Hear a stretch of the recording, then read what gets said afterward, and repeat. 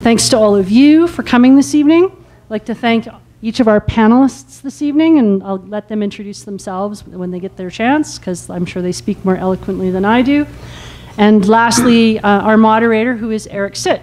Eric, please stand. So this is Eric, and I'm going to turn the microphone over to him. Eric has been also, in addition to all the things that he mentions here, he's a former president of the computer science chapter. So I walk in his shoes, and I hope that I fill them. Thank you, Daryl. It's my honor to be here this evening, and I will be introducing each of the speakers here today. Actually, I'm going to be getting them to introduce themselves, but first off, I will... Oh. That one. Do that from the beginning for the video, so we have that background. Ah. Okay. Sorry about that. No worries. So I'm going to introduce my first panelist, Abbas Sarraf. He's a co-founder at Aimsio, Inc. Do you mind giving a short introduction of yourself? Sure. Hi, everybody. My name is Abbas. I'm co-founder and head of product and sales at Aimsio. We provide a software for companies with field work, so they can streamline their whole operation and gives them more efficiency in their operation. I did my PhD here from 2009 to 2013 under Dr. Christian Jacobs, and in 2014 I started the company. Thank you. And next we have Frank Maurer. He's one of my professors before at U of C here. He's the co-founder at VizworX and Associate Dean, Innovation and Strategy Partnerships, Faculty of Science. Please introduce yourself. I think I don't have to add much to that. Yeah, so my name is Frank Maurer. I'm an Associate Dean Innovation. I actually Googled how many Associate Deans Innovations there are in the country. I haven't found any.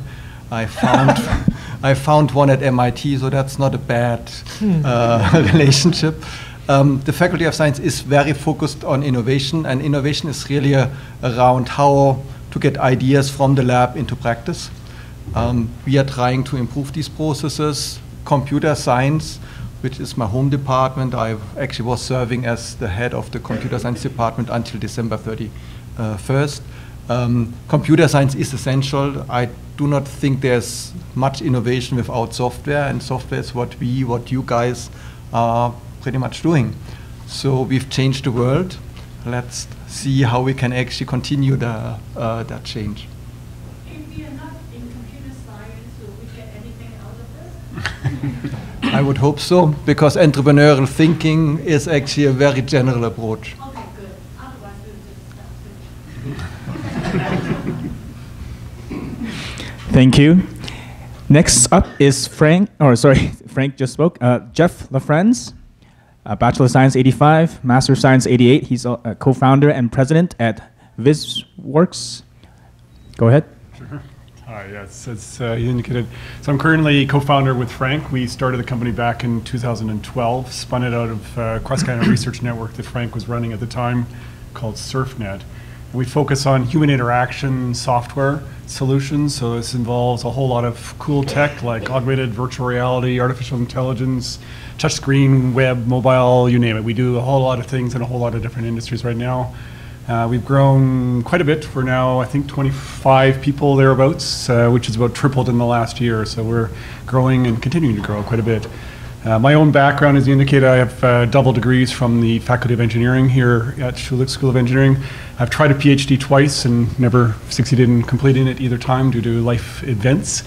But I was president of the Graduate Student Association for a while. I was on the Board of Governors, on Senate. I'm currently chair of the Engineering Alumni and on the Industry Advisory Council for Schulich. So I keep myself engaged within the academic world as well as the industrial world. And I find a lot of interesting opportunities in that crossover between the two. We, in fact, are doing a major joint project with the National Energy Board, which is involving a computer science group, the iLab, as well as the National Energy Board and ourselves. I can certainly talk more about that later. But yeah, lots of neat opportunities in computer science, tremendous need for more computer scientists, and I hope we can grow this whole department because there's a need for more of you guys. We're trying to find more, and the industry as a whole is trying to find more, and it's a challenge. So. Absolutely. Absolutely. We also are starting to offer cross-training opportunities for people that came out of the university and want to switch into computer science after they finished.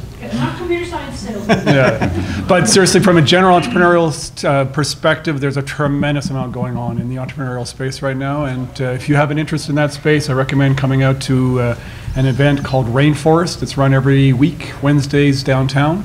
Really neat place for collisions between people interested in entrepreneurism and moving innovation forward. So come on out. I can tell you more about it later if you want. Thanks, Jeff. Last but not least, we have Chris Proctor. He's the leader from ATP Financial Entrepreneur Center. Hi, everybody. My name is Chris. I know nothing about computer science, and so, yes. Hopefully I can find other ways to add value. But I've been with ATP Financial for 9 years now. I currently the retail leader of the Entrepreneur Center here in Calgary. Me and my co-leader, Jen, have a team of about 24 people, and we do holistic financial planning on the business side and the personal side of entrepreneurs, and so trying to set them up for as much success as we can. Also giving free workshops, seminars, strategy appointments. I'm joined by another partner here, Alex, that does strategy sessions with people to kind of help them through their business planning and stuff like that.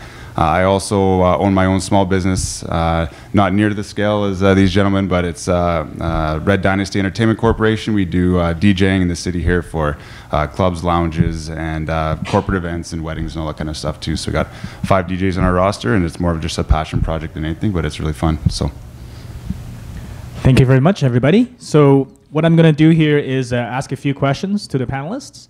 And as you guys have questions, please raise your hand. I'm going to ask you to come over, and I'm going to give the mic to you to ask the question and then go from there, okay? So I'm going to ask a few questions first, and then I'll ask people to raise your hands when you have questions, okay? So first question I have here is, what training and education do you recommend for someone who wants to be an entrepreneur? Now, I'm not sure if I want to ask the professors, but I will anyway. Frank, do you have any suggestions for training to become entrepreneur? Actually, entrepreneurs are coming from all spaces. In my former role, I was actually running an innovation committee here, and one of the members from the Graduate Student Association had a degree in English. He basically said, I need to be an entrepreneur because I need to create the jobs for myself. And he was extremely effective at that.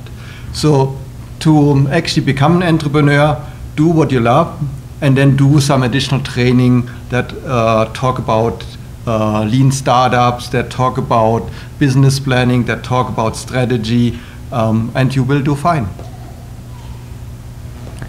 Thank you. Anybody else wants to add to that?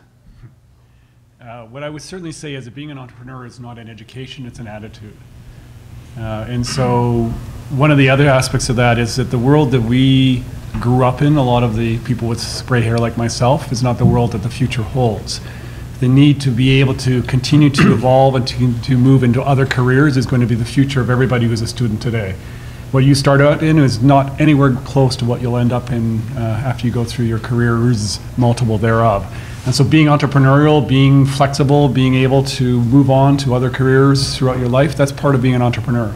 Looking for opportunities to grow yourself and move forward is really a critical aspect of the future of everybody who's starting out in their career nowadays. So it's an attitude. You can start from any background, any degree, any area. I agree there's some specific skill sets that are useful as an entrepreneur, but to me entrepreneurship is a team sport. It's something that if you really want to be an entrepreneur and starting a company, you need to build a team of people around you who have different and complementary skill sets. So any one of those educational areas is something that's complementary and necessary to move an entrepreneurship forward. So it's not just about a degree or an education. Thank you, Jeff. And I just want to add a little bit to that. And one of the things I learned is that knowing accounting is very important to be an entrepreneur. And it's one of those tough lessons I've had to learn in the past. So, next question is, if you would turn back the clock, is there anything you would do differently? I'm going to ask Abbas on that one. I think one lesson I learned is that there's no shortcuts. It comes with hard work And one thing that we didn't do a very good job of at the beginning is that we didn't do our homework, especially when it came to sometimes accounting, sometimes legal and company structure, and we had to pay a hefty price after that, after a few years. So doing your homework, learn whatever you need to learn, be dangerous about it. You don't need to do it, but you need to know enough to be dangerous about it. And that requires a lot of reading and self-educating. Yeah, Jeff or Frank? Yeah. Okay, so I've started my first business while I was a PhD student back in Germany, which is quite some time ago. The one thing that I learned from that was there are so many ways to screw that up, and I think we found all of them. So I learned a lot of lessons. I also learned that defining when you exit is important. And I exited just before the company took off. It's now, so I also learned that the hard way. That company is still around. It's actually now one of the leading AI suppliers in Europe, but I have nothing to do with it anymore. Thanks, Frank. Next question is, do you think being an entrepreneur is an innate or a learned skill? Jeff, do you want to comment on that one? I think there's a bit of both. There was I don't know if it's an actual formal study, but an informal study done that showed that a lot of people whose parents are entrepreneurs are better themselves than entrepreneurs when they start to go into their own careers. So I think that's more of the environment that they grew up in. They are familiar with the conversations around the table of entrepreneurism, so it's a more familiar and comfortable environment. I think one of the challenges that most people run into when they try to become an entrepreneur is fear. There's this concept of you go and join a large organization and you're there, you're secure, you've got this employment, all the rest of it. Well, I'm here to tell you that, have you looked at the oil and gas industry lately? Security as an employee is really a myth. It's not necessarily reality, and certainly not reality for people going forward. And so we have to overcome that fear. And I think that's one of the biggest challenges that most entrepreneurs face, is at some point they have a security issue. When you're starting out and you don't have families and mortgages and other kind of things to deal with, that's the best time to be learning how to be an entrepreneur, because you have less to risk. It's much more challenging, and I've talked to a number of people who have kind of that longer term mortgage environment to work within that are not comfortable being an entrepreneur, but they're forced to be. And so I think that's one of the interesting challenges of being an entrepreneur is going through and dealing with the fear of risk, shall we say, perceived risk. Chris, you want to add something to that?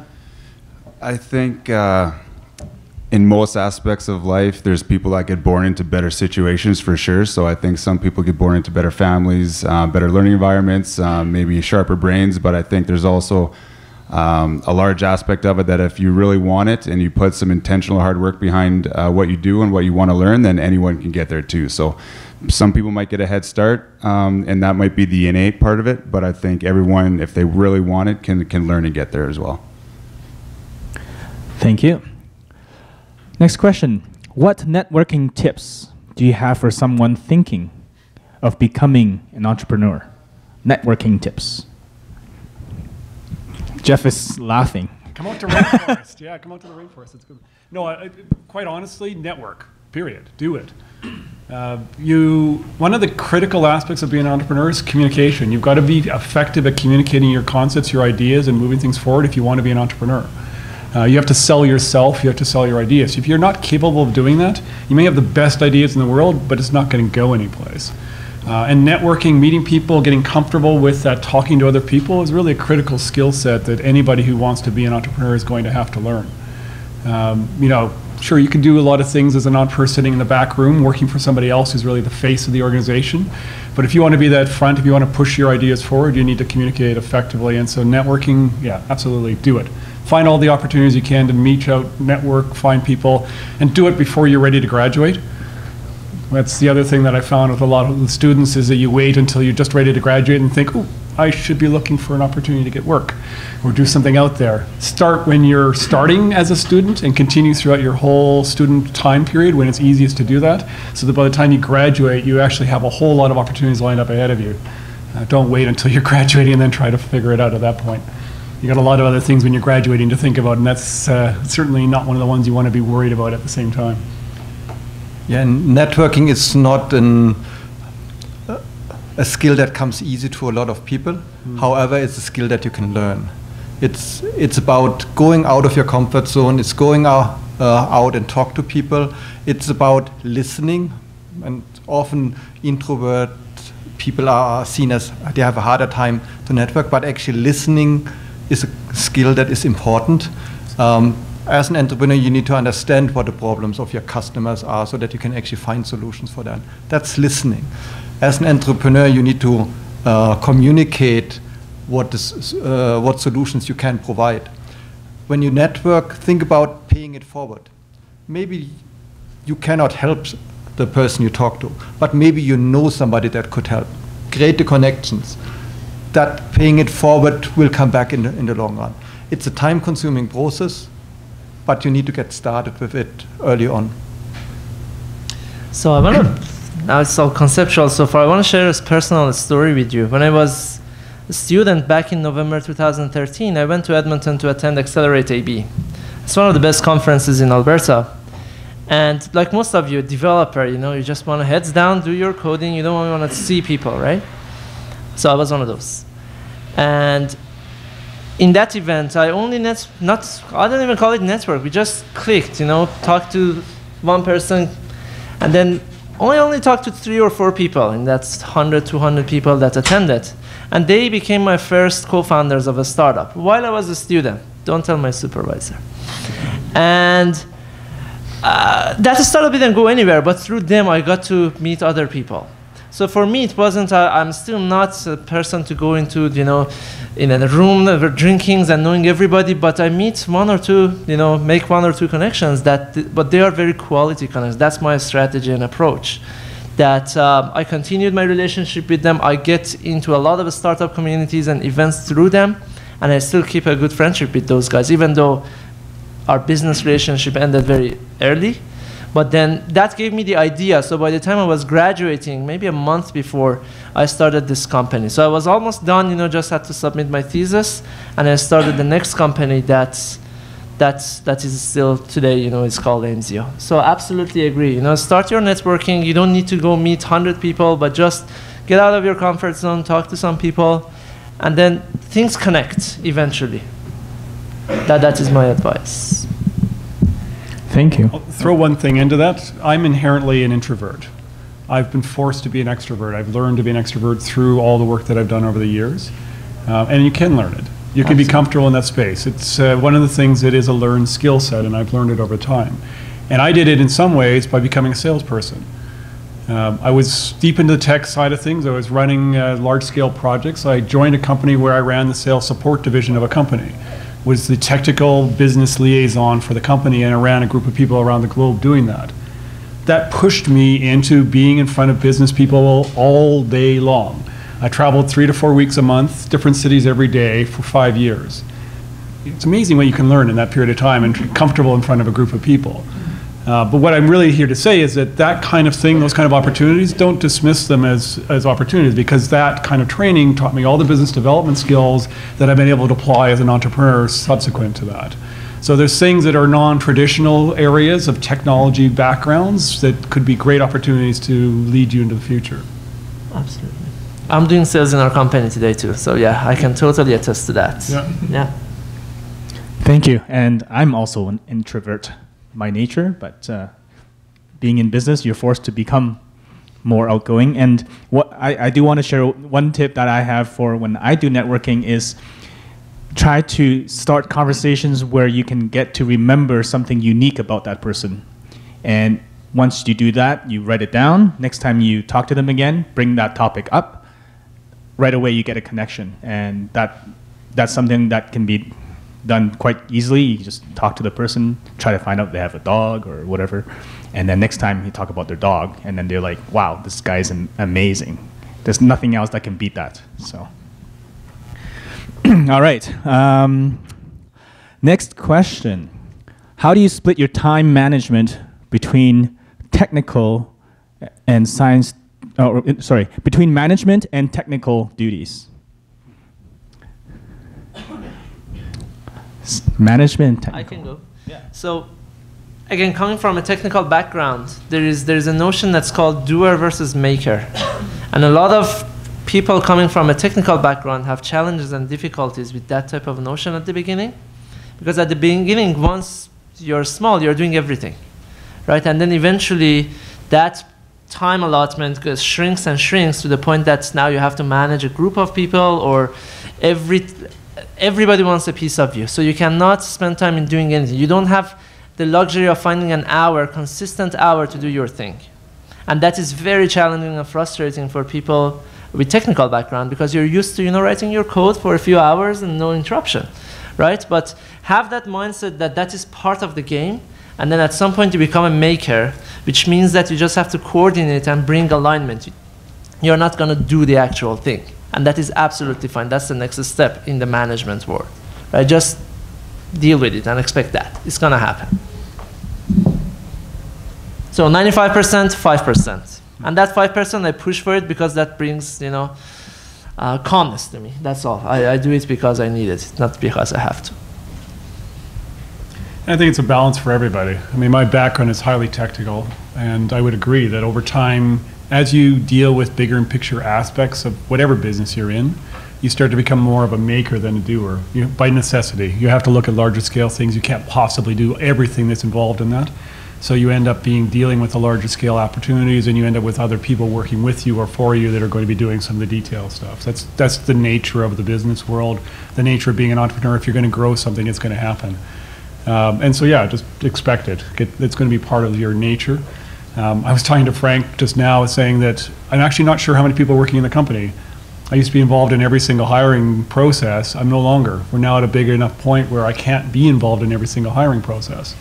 And we've hired a lot of people recently, so I can't remember. I don't know the exact number. It's around 25.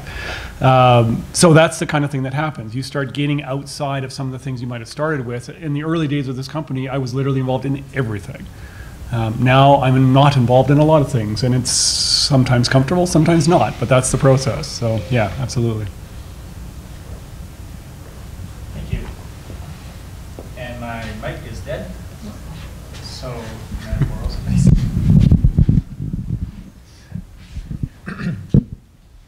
Thank you.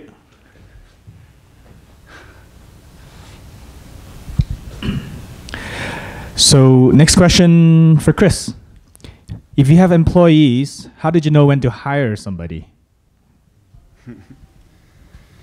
I probably won't be the best person to answer that. I can look at it from 2 points of view. So for our business unit at ATB, we do a lot of financial analysis when we look at if we're going to hire or not, and how do you pay that salary offer, what's the trade-off.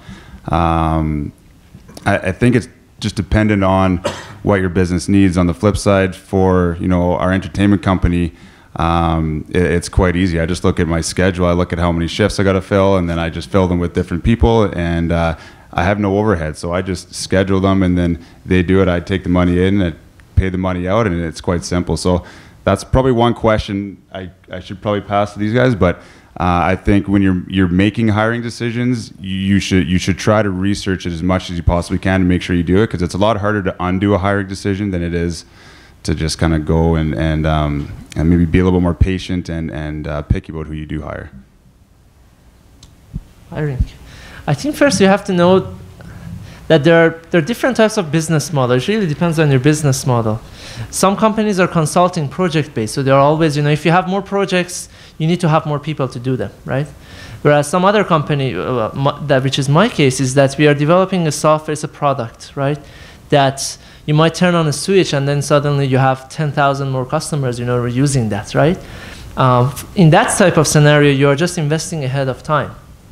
Right, so you might not gain, the margins, or you get the business side of it might not make sense at the beginning, but you're investing in future, hoping that once you develop this new thing that you are hiring for, you're going to get more clients. So it's kind of a chicken and egg. That's why we go to investors, to VCs, to raise money, because we need that type of money ahead of time. To answer that question specifically in this product type of scenario, is that once you absolutely cannot do it with the current resources that you have. You cannot hit your timeline, and then you can sustain the business. You have the cash, or you can plan, you can, if you hit certain milestones, then you can go raise more money. Then you have to hire. So it is once you make sure that you cannot go to the next step without that hire. That's how I would approach it in terms of hiring.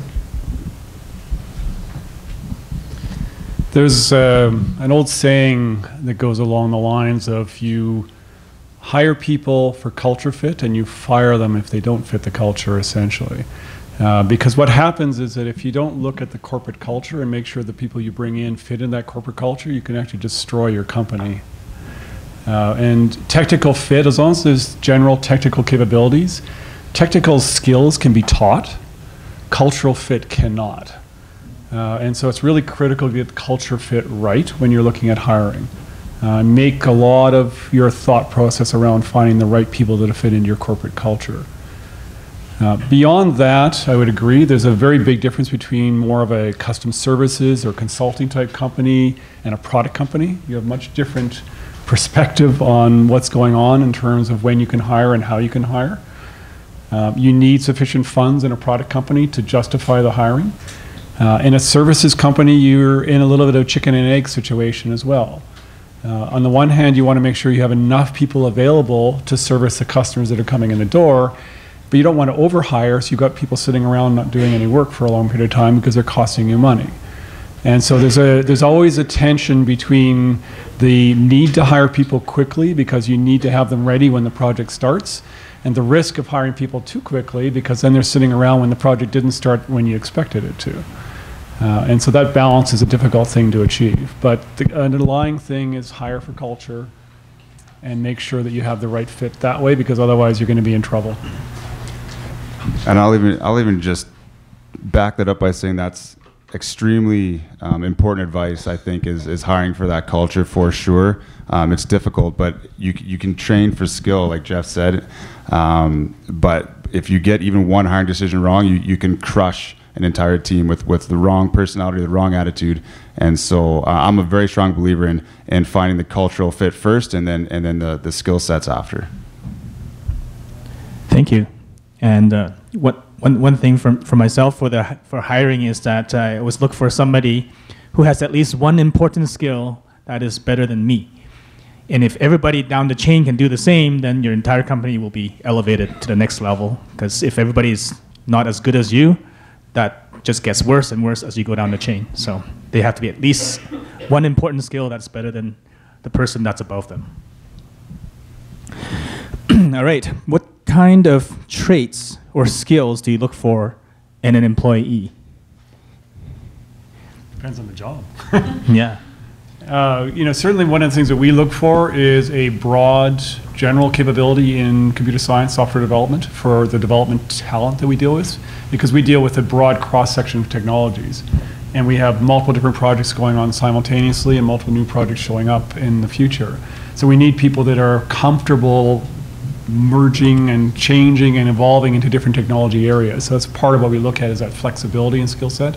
Obviously culture fit, as we talked about, is a really critical thing. If we're looking at on the business development side, we need people who are technically savvy, but business savvy at the same time. They need to understand the technology, be able to converse appropriately within the technology domain, but understand the business consequences of what they're talking about and how they're talking about it.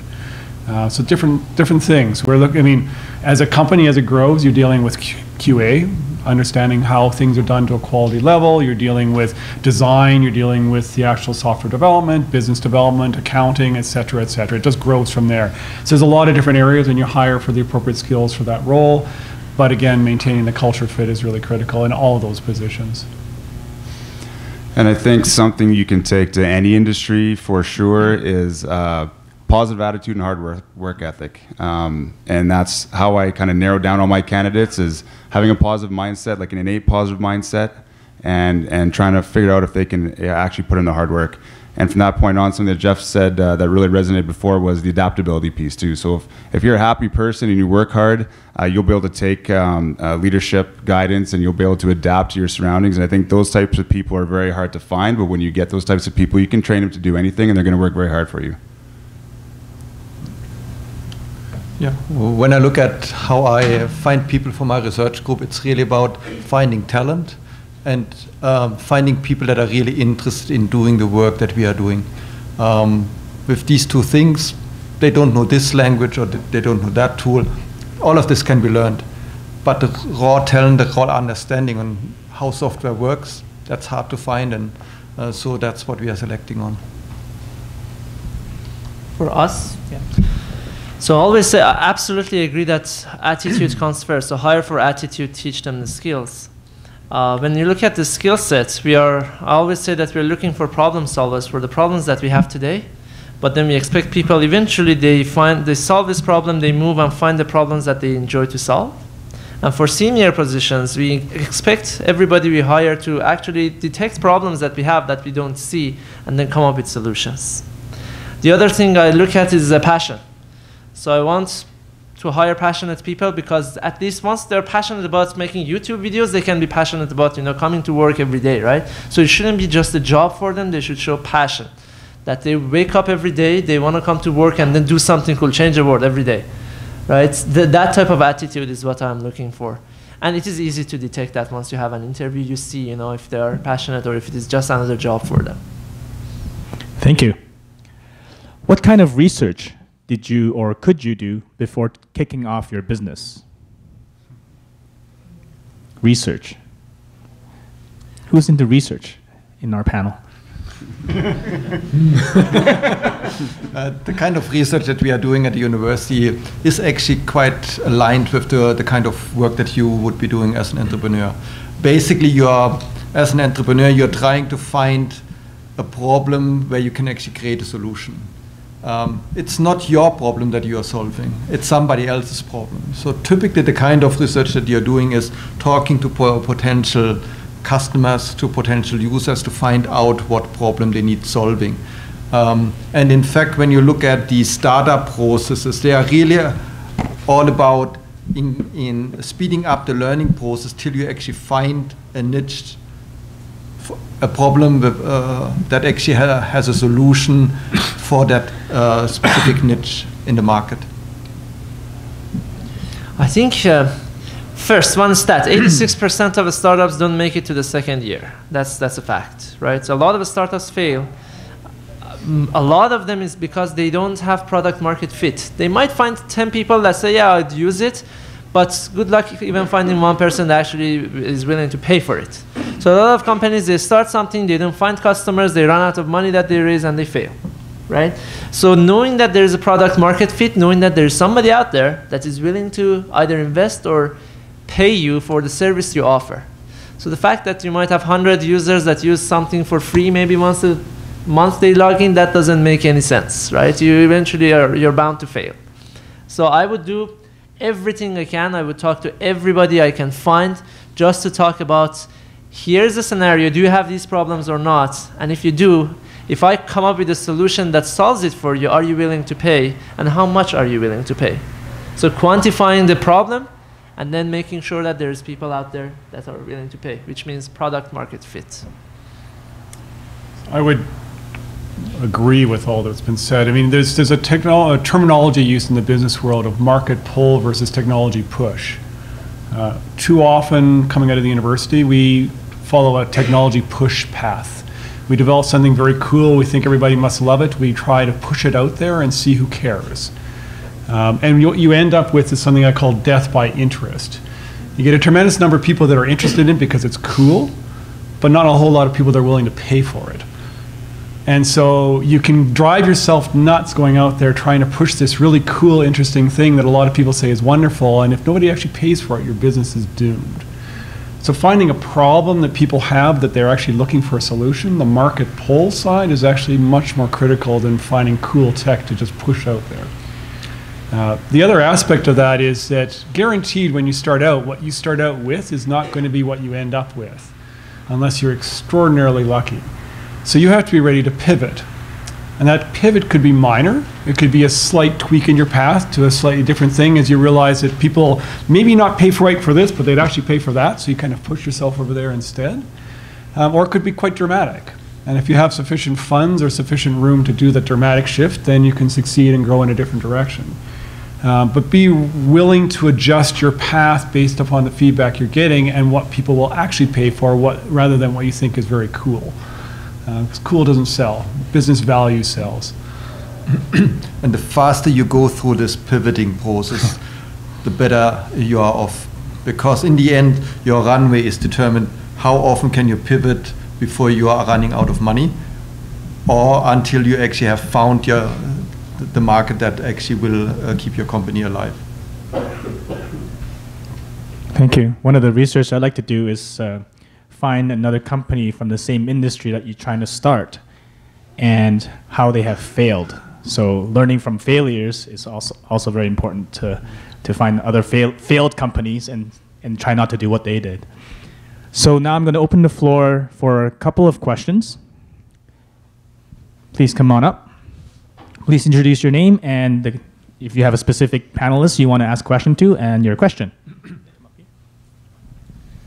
Hi, I'm Andrew Ginter. It's for all the panel. I've tried and failed twice to start my own business. One of the, I've reflected on this for years. I mean, I'm an old man. I got the gray hair. So my question is, what I've observed is that with a lot of businesses, maybe not all of them, but can you talk about how often and how important is it that an entrepreneur have the skill, have the ability to go out and solicit other people's money and be able to manage other people's money in the form of loans or investments or venture funds? How often do we start on our own credit cards, and how often is other people's money involved, and how important is that? If you're in a product business, very important. Unless you have a huge bankroll yourself, it's very difficult to actually get a product business to get going, because you have to do a whole lot of upfront work before you get to a product point where you can sell it and actually generate revenue. So I think in a product business, it's kind of critical to have some kind of investment coming in. And often, unfortunately, if you're going through the bank loan side of things, you have to put up a lot of your own capital in some sense. Sometimes your own house has a lien against the mortgage. So there's various ways to do that, and it's a question of how much risk you're willing to take on if you're going the product route. In the consulting professional services route, you have an interesting dilemma as well. When you start out, you have no credibility in the marketplace. So how do you get your first customer? How do you get that starting point where somebody says that, okay, we're going to trust you enough to move things forward with whatever you're doing, because the reality is you have no credibility with anybody at that point in time. And so sometimes you end up having to bring in money just to keep things going until you can get that first customer or first credibility. But leveraging credibility is a huge opportunity if you can do it. And so figuring out how to leverage credibility appropriately, figuring out how to align yourself with a credible organization is one of the ways to accomplish that, and that helps move things forward. So it's maybe not even borrowing money, but borrowing credibility from other organizations can help you move your initiative forward. Yeah, and when you actually start out in a product business, you have upfront costs that you need to cover. You need to be really realistic about what the expected costs are before you actually are starting to generate revenue that actually can help sustain your business. And it really also depends on the application domain. So for example, when you look into healthcare, you probably will not make any money for 2 to 3 years down the road due to various kind of approval process that you have to go through.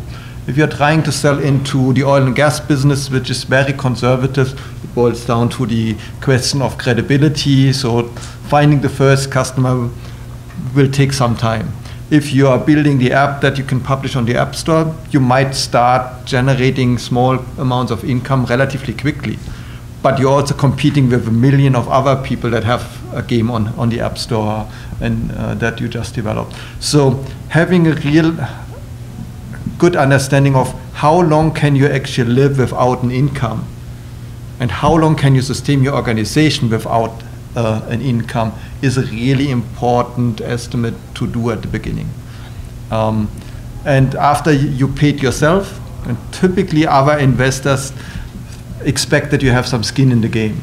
After you paid yourself, the next round is the 3 Fs, the friends, the families, and the fools. And you can find them. There is an angel network in Alberta of people that are really trying, successful entrepreneurs that are trying to help new people to actually get started. VCs come later. You need to be a much higher valuation before you even should start talking to VCs, venture capitalists. I'll add even two just really quick different angles at it. From my point of view with my business, I went through the thought process of I actually really like pressure and I perform better under pressure. So I raised money and sold off 12% of my company that I didn't even need. And so I just got other people to invest, so I had other people's money at stake aside from my own to make me perform better with my business decisions, which might sound a little weird, but that was me knowing myself and how I perform. On the flip side, if you're looking from an investor or a lender point of view, you do definitely need to prove a certain level of credibility or financial knowledge if you're going to walk into a bank or talk to an angel investor. There's going to need to be like a basic level there of understanding how your own local economy works and the local credit system and all that kind of stuff. And so I'd say if you haven't done any research into like basic banking practices or lending practices and that kind of stuff, then I think every entrepreneur needs to have a base level there to succeed. So for us, there was an element of luck. When we started, we were still students, so 3 of us. And then we worked for a few months, almost 6 months, without really paying ourselves. We would barely, pay our credit card. And we had that luxury being young and no family, and it was good times. I couldn't do that now. And then once we started, showing what we had, our MVP or minimum viable product, as it is called in the startup world, people started noticing us, and they offered, to invest. And then we had to hustle and hustle and hustle. So we made almost all of our early clients to be our investors. So we raised about $650,000 through that, and then it never gets easier. Once you go to bigger rounds, the last round we did was close to $10 million. The pressure just gets higher and higher because there's a bigger stake in the game and you have to perform. And part of it is for personal reasons you want to succeed. Part is, you have pressure from your investors. You have to perform. And if you don't, there is precautions. So there is consequences. Even with VC, it is even much, much, much worse with VC because you're on a clock. You don't have the luxury of R&D usually with VC. You just have to show them a plan. You have to execute. So at different levels, you need to have different, I don't call it skill set, but it's different situations. But at the very beginning, I think all you need to do is just to hustle. Find a network and find those crazy people who actually believe in your product and in your team and in your skill set and are willing to make that leap of faith. And a lot of times it fails. Sometimes it works, and then they make a lot of money through that. Right? And sometimes it doesn't, and it's very hard to tell your friends and your family that you lost all the money. So be aware that you're not asking people to invest beyond their capabilities. Mm-hmm. And if you think about it, the Friends, Family, and Fools round is really about personal credibility. You have nothing to prove at that point in time. You have no product, you have no concept really, or you have no physical manifestation of concept, you have a concept. So people are investing in you personally, and your own personal capabilities because they believe in you personally. When you get into the angel round, which follows after the Friends and Family and Fools round, the angels are a little bit more hard-nosed about things. They're looking really more around what can you do as an organization, and how do the individual credibilities of the different people that are involved add up to potential for success. When you get to the venture capital round, it's all about that. The technology is critical, but the people are essential. Without the right people in place, they won't invest in you because it's the people that are going to execute on that. And we've seen this innumerable times in industry where a technology that nominally was a better technology failed. The classic one, of course, is Beta versus VHS. Beta was, for those of you who aren't familiar with tape technologies, but Beta versus VHS. Beta was a tape technology that was better nominally, technically, than the VHS, but VHS had a much better firm and marketing behind it, and they were succeeding where Beta, which is a Sony product, failed. That's a classical one. It's at the tape. Maybe you don't know anymore, but anyway.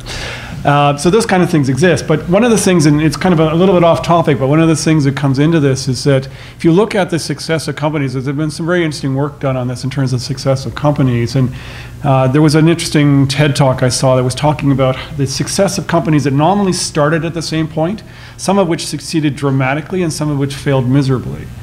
And they looked at all the factors that are involved in whether these companies succeeded or failed.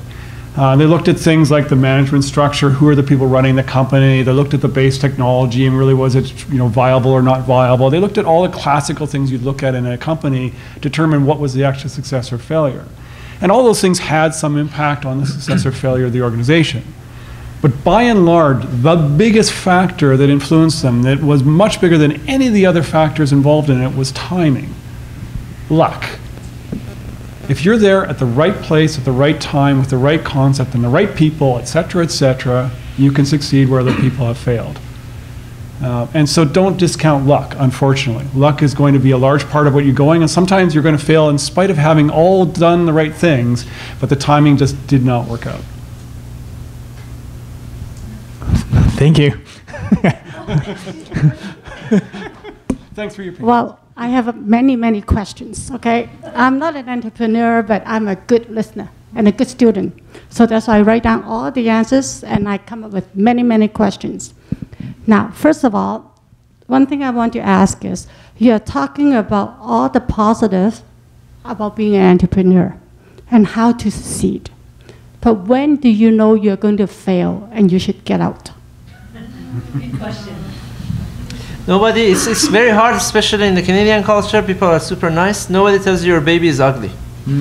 So at some point you have to... You throw it out with the bath water.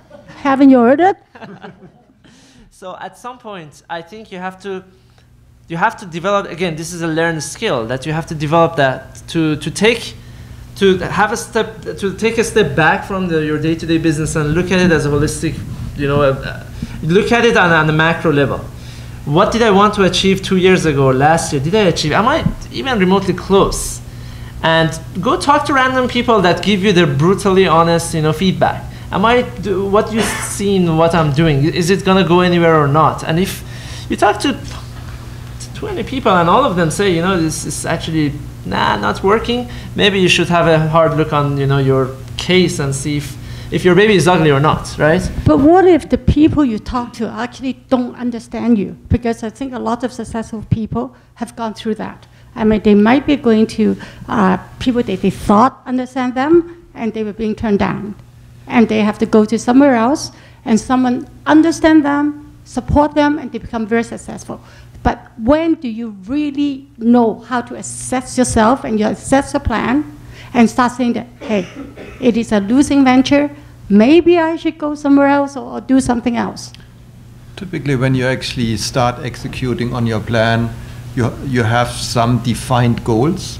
If you constantly miss your goals, it's a very strong indication that it's not working. So how much time do you give yourself? Because we all have a limited time. In some cases, it comes down to how much finances do you have to work with. Yeah. Because if you're looking at it that when you're running a company, you're burning through cash at whatever rate you've set up your company to burn at. One of the metrics you can look at is, am I burning through cash so rapidly that if I continue down this path with the available funds, I'm going to be out of business in a month, or 2 months, or 3 months, or whatever it happens to be that you set.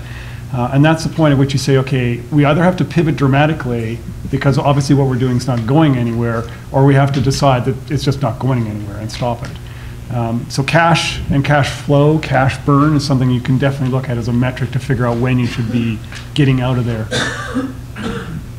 Okay. I think I'll just add really quickly too. From what I've seen from the companies that have failed through the Entrepreneur Center, we see so many different situations. But people that mistake their passion for arrogance, and they're not willing to accept what's actually happening. And I think the more you can be very humble and give yourself an honest assessment of what's going on, then you're going to be able to make that decision properly, and instead of having that gigantic ego that that you're doing all the right things even though you're not.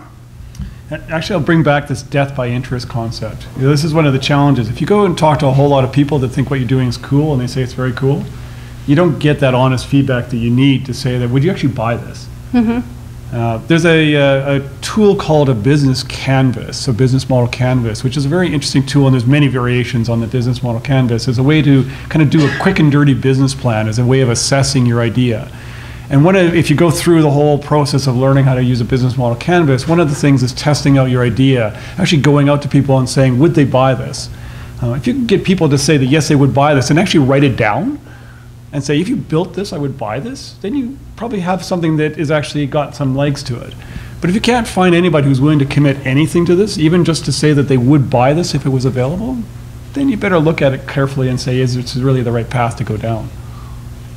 Now, one of you did mention about you do what technology push and then market pull, right? So that goes back to what you were saying, that you want to go out and find out, did they just being nice and say it's a good idea, but are they going to dish out money to buy it? Yeah, no.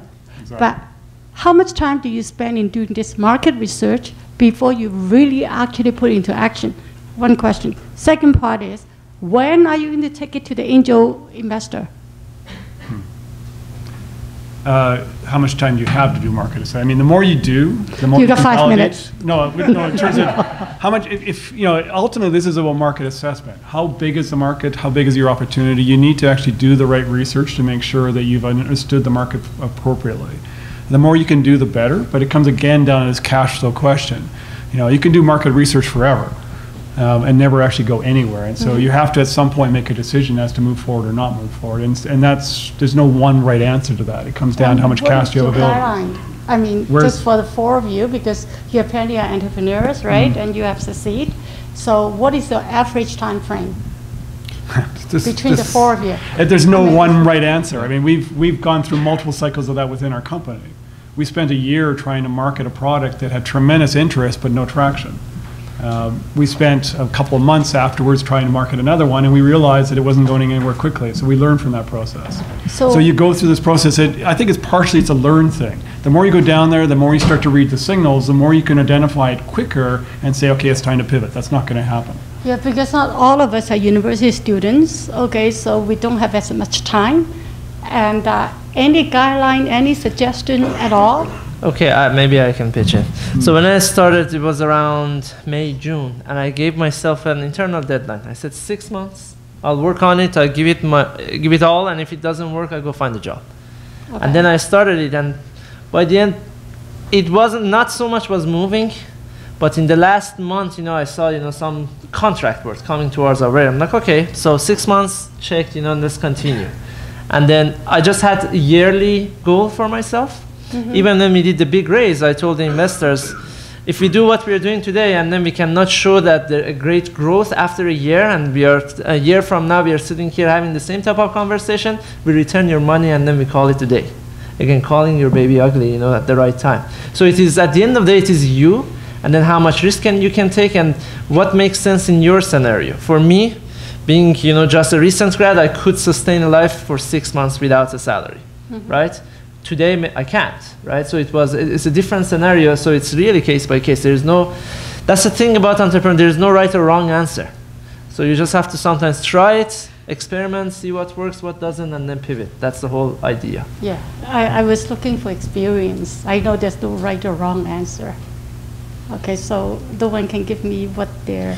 Oh, well, I'll even just back that up by my business is on a lot smaller of a scale, but I still took about 6 months to make sure that I had a product that people were willing to pay for, and how much were they willing to pay for it. And so I had a job, but on my evenings and weekends, I was out DJing to see like what's my style, what's my price point, all this kind of stuff. And it took me 6 months before I decided, okay, I'm gonna get a bunch of other DJs and actually go out and perform based on what I've already done. And so that's a small scale company. I still took about 6 months. That would be your researching phase, right? Yeah, and for me, researching was performing and seeing how people reacted to it, and then trying to find where my price point was where a lot of my research was how good am I and what can I charge? And so that took me about 6 months to do.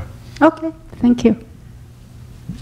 Thank you. And one of the things that I noticed talking about was pivoting, and actually one of the key points is how fast can you fail? The faster you can fail, the faster you can succeed. because every successful person have failed many times before they have succeeded. So the gentleman who asked the last question, he's 2 ahead of all of you guys who haven't tried. And actually, to follow along on that, one of the challenges in Canadian culture in general is that we don't celebrate failure. We should actually learn from failure. We should celebrate failure. We should be talking to people who have had the failures and understanding what they went through. But we don't tend to. We tend to look at it and say that if they didn't succeed, there's something wrong with them. You know, in some ways, if you don't fail, you're not living on the edge close enough. And as an entrepreneur, the opportunities lie on the edge often. And so you need to actually celebrate failure more. You need to understand what happened, why it happened, succeed, you know, what succeeded, what didn't succeed, but why didn't it succeed, and how can you do better the next time? I think it's a really important thing that we miss in our Canadian culture. It's not about a failure, it's about a learning from the failure so that the next time you are not making the same mistakes. Got another question here? Sure. Mine is slightly different. My name is Vincent. Just wondering, can you, what would you advise your kids, you know, like support, guidance right now to raise your kid to become more entrepreneurial? You know, in the old days, we just raised them to become an employee.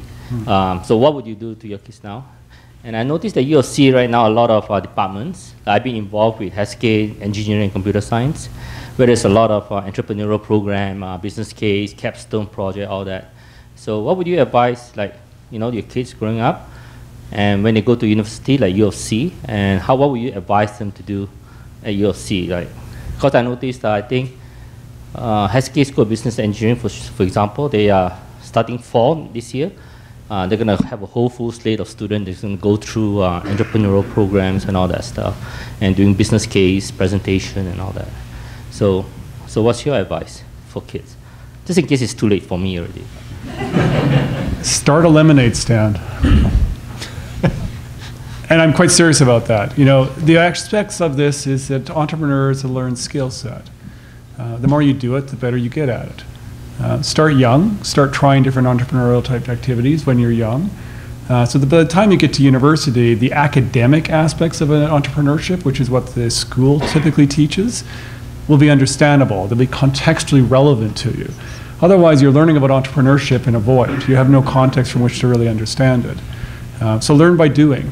And, you know, we talk more and more in the university environment about experiential learning. Sitting around in a classroom listening to talking heads like us, it doesn't give you an entrepreneurial capability. Going and doing it does. You know, learning by doing is really going to be the critical aspect of entrepreneurism. And so, yeah, we can give you all the advice around the things that we've seen, we've done, all the rest of it, but the practical aspects of it, your experience will be different. And only you can live that experience. We can't live it for you. The university is really focusing on entrepreneurial thinking, and that's not only in the business school, that's actually across all faculties in all departments. What I would advise my kids, I'm actually advising my kids, to do is pick an area that you're passionate about, and then get a minor in entrepreneurship or in business to actually understand how you can actually make a living out of what you're passionate about. Thanks. And one of the things is how to utilize money to make more money is an important skill. And sometimes when you have to raise funds, you have to think about, okay, how can that money make more money for me? And that's a skill that you can teach them even when they're very, very young. You can tell them, keep the money and you can get more later, or you can use it now and have nothing later. But when you actually start a business, you basically are always looking for three kinds of skills. One is the technical skill to actually deliver a solution. If you don't have that, nobody will actually buy. You also need the operational expertise to actually run a business. And you need the domain expertise to understand what the problem is. What you really need to learn while you study is, if you don't have all these skills in yourself, and it's rarely that you have all these skills by yourself, you need to build a team around you that actually brings the expertise. You don't need the co-founder that has exactly the same skill set as you. You need the co-founder that actually brings the additional skill set that you don't have. And I would follow on that saying there are a lot of interesting activities on campus that are teams. You know, the solar car initiative as one of them, as an example. This is a team environment that involves multiple faculties, multiple different disciplines, working together, raising funds. It's a mini company in some sense. It happens every 2 years, I think it does, to actually put together a new solar car initiative. You'll get involved in those kind of things in university. They're very entrepreneurial. You're really trying to push the boundaries of what technology as well as business can accomplish just as an experiential learning process during your time in school. So get involved in things like that. They're really beneficial. Or pick the courses that are actually creating these interdisciplinary teams. For example, we started to offer a software entrepreneurship course, and it actually was taught in the adjacent classroom to a business school course. And it has the classroom actually had a wall that you could remove. So to actually form the interdisciplinary teams, we removed the walls, we brought the people together and got them working in interdisciplinary teams. So speaking of people and the teams, what kind of personality traits would you say would be helpful as an entrepreneur? Lack of patience is first. Because you're always on your toes, you have to deliver fast, and yesterday everything. But at the beginning, I think you need people that are good generalists, so they can work on a variety of different things. But once your company matures, you bring specialized people. So one person whose only job is to do certain things, right? But overall, you want people who get that mentality, which is we don't need to spend 2 years developing something only to know that it was useless. So let's do it in 2 weeks or 2 months if we can.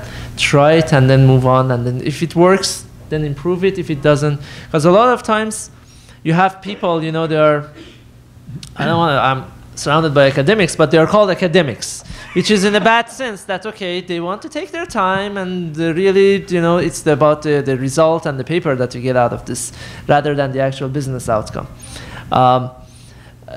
You want to have people who understand that, okay, it is good that we do research and there is freedom, but at the end of the day, there is going to be results that's going to be delivered, right? And people have to get that mentality. And sometimes people who work in bigger organizations, they want everything to be super perfect, everything tested, 100%.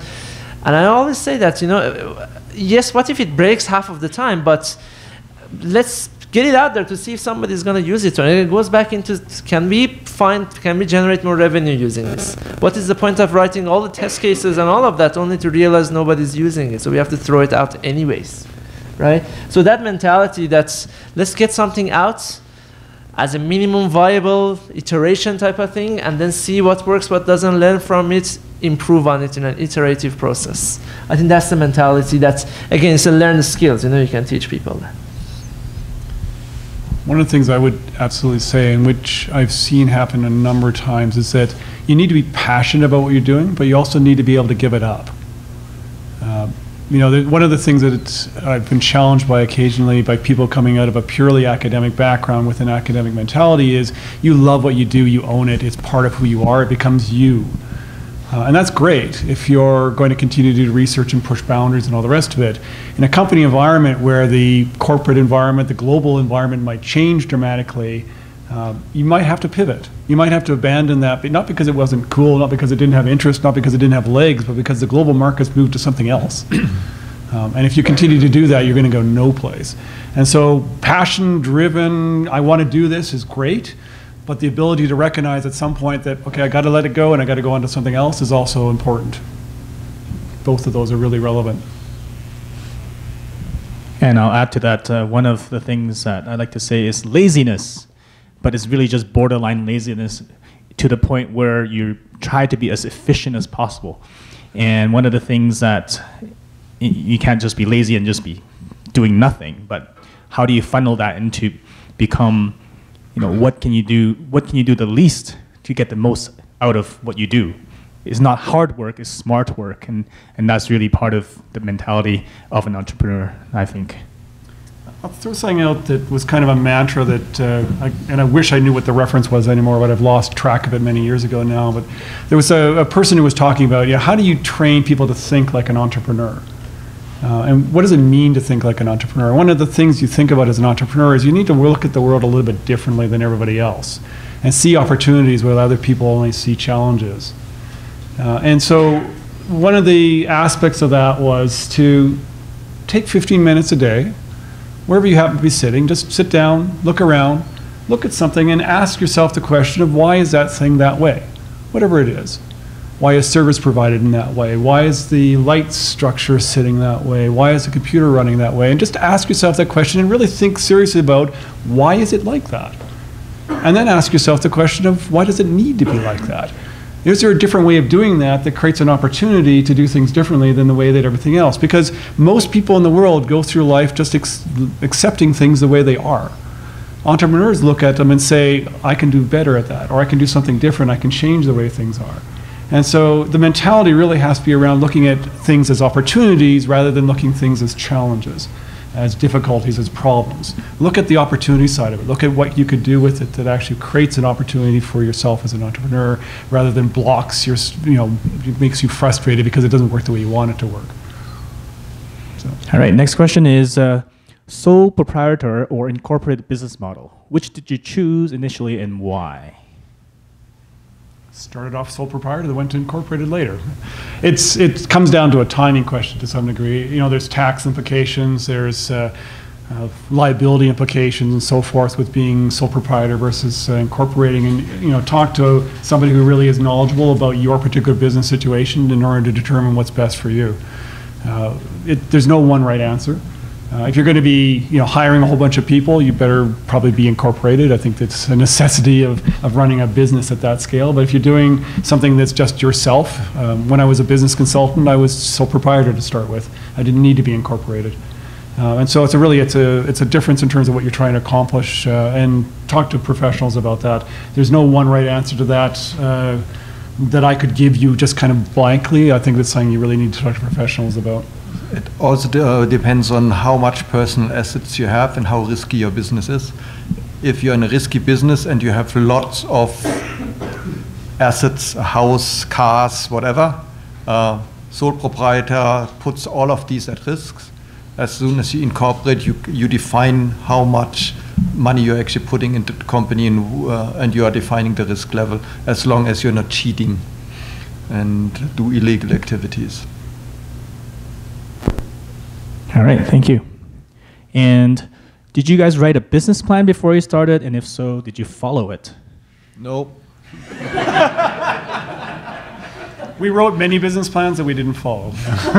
We didn't even bother. As life of a startup, you want to do something, your plan changes month to month, really. It's very chaotic, so there's no point in writing a business plan. Yeah, this is actually why I would say go for something like a business model canvas as a much faster approach to creating a mini business plan. It helps you put your concepts down and materialize them in a significant and sufficient enough way that allows you to move forward. Going through, unfortunately, when you're dealing with financing, other things, you have to put together a business plan often, and even to get some of the, going through Alberta government and other things for funding programs, you have to have a business plan. So at some point you need to write a business plan that unfortunately typically isn't really worth the time you put into it. So the practical aspect of running a business is do a business model canvas or something similar to that. Do a business plan only when you're required to do it, because it doesn't really add a lot of value typically. And I think the business plan, part of it does just expose all the areas of a business that you need to eventually start executing on or learning, but you need to also know that you need to adapt very quickly, especially in today's day and age. If someone's business planning out 5 years, I mean, the odds of that business plan staying intact are pretty much zero, I would say. And so there's businesses now that are adapting on like every 2 week or month basis, let alone on a year, every 2 years. And so it's good to business plan, to know all the generic aspects of business that you need to be aware of, but then be ready to change that very quickly.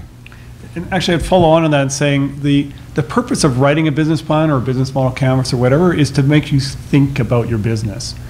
The business plan, and I would agree with you, it doesn't survive the time it takes you to write it typically. But it makes you think about the business, makes you think about what you're trying to accomplish. And as a result of that, you end up with a better business. It's not necessarily what you produce at the end that's actually the value. It's the process of going through it that provides you the value. It's the old saying, planning is everything, plans are nothing. And I want to add one more thing to that is that even though business plans may not be survivable, but I still believe that you should at least have a budget to follow. And that's different than not having a business plan. So I think you still have to know how much you're spending, how much you're making, and that's important to keep track of. Cash flow. Cash flow. If you don't have cash, you're out of business. Yeah. Just one last question here. This is not meant to be like tongue-in-cheek at all, but so you've talked a lot about like how to be an entrepreneur, but like if you guys could each answer individually, like what would be like why become an entrepreneur, right? Like whether, for example, for some people, money is the be-all end-all, but why do you personally feel that being an entrepreneur is something that you're advocating for? I'll answer really quickly. For me, there's two parts of why I did. I love autonomy, and even in my corporate job with ATB, they've been very willing and they've just been incredible at letting me just run my business like it is my own business, and I love that autonomy, not having someone checking in on me all the time or asking me why I'm doing all these things. So that was more of a personal choice. Second, I just love music and DJing, so I just loved it so much. I was like, I just need to do this. And when I realized I could actually get paid to do it, I was like, this is a no-brainer. If I can go DJ and make people dance and have a good time and listen to all the music that I love, like for me it was easy. But that's a bit different of a situation than I think most people are in. So I think for me personally, it was to make an impact. I felt through the time when I was a corporate employee that I was always limited by the corporation to what I could do and what my opportunity for doing big things was.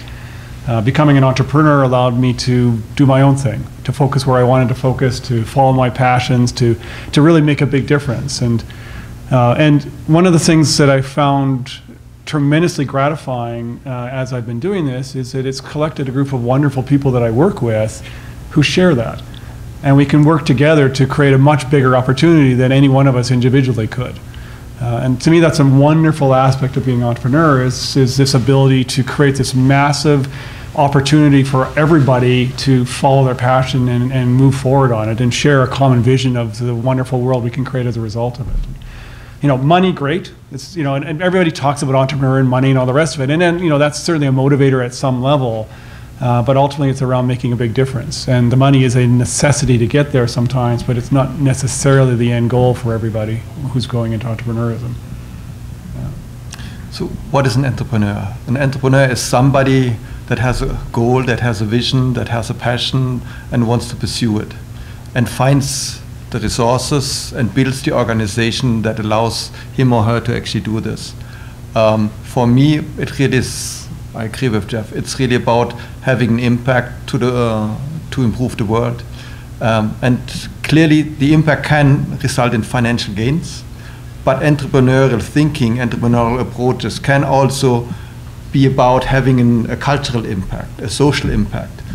Do the same thing. You pursue a passion, you pursue a goal, and you are building the organization that actually allows you to do that. It's not about money. It's about the impact. So I highly recommend. It's a great question. I think it's the question to be asked is why? Why do you start something? And a lot of organizations, they usually start, and that is, I'm quoting from Simon Sinek. He has a TED Talk, and there's a great book called Start With Why. Companies usually start with what they sell or offer, and then they say how they do it, and then finally, if at all, they would say why. Whereas great companies, inspiring leaders, they always start with why. Look at Apple. People who are Apple users, they always, proudly open their laptops in airports or whatnot because it's a cult. It's the cause that they believe in. It's not the product. Apple is not the best operating system. It's not the most secure. In terms of features, it might not be the best, but people love it. Why? Because Apple defines itself as we always challenge the status quo. Whereas Dell, for example, we build computers. Okay, once they roll out their MP3 players, nobody bought it because it didn't resonate. It wasn't aligned with why. But Apple, this is us. We challenge the status quo. We happen to be in the technology and computer sector, right? So if you want to have a successful company, you have to find that why you are doing this. And that's the the question to be asked and to have an answer for. Now, to answer your question, for me personally, I always enjoy solving problems.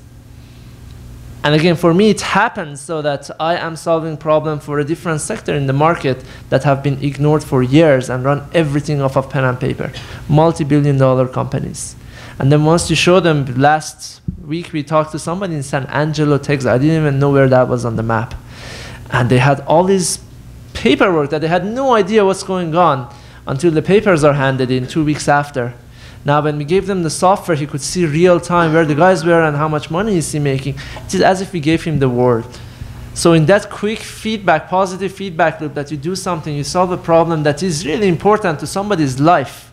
So you're essentially changing somebody's life. And that is the biggest why for me, is that through what I'm doing, I can do that. And that gives me the most that is the most gratifying, reason I am in this. I do what I'm doing. Thank you, everyone. And I'll add my 2 cents. I have 2 reasons why I'm an entrepreneur. One is I don't like to follow rules. If I work for somebody, I will be fired in a week.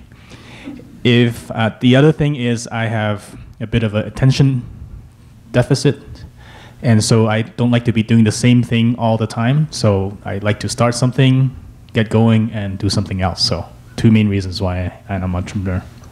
And I think our time is up.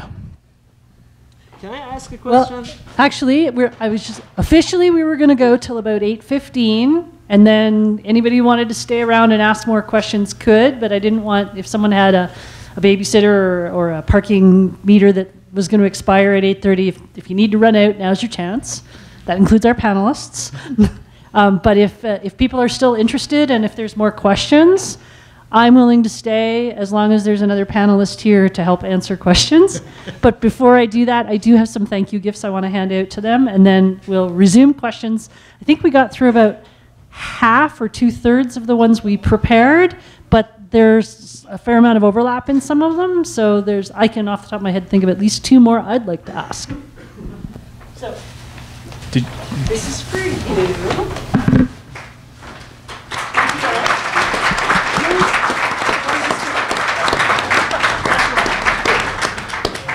Thank you, Chris. Thank you very much.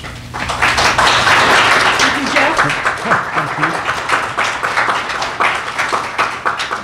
Thank you, Frank. You might have one already, I'm sorry. Thank you very much. So, thank you.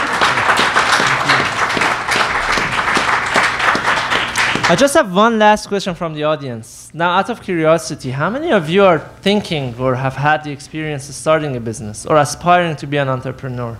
Raise of hand. Nice. That's good, that's good. I just, one advice for you, just don't give up. Have some timeline, give yourself some time, but go at it.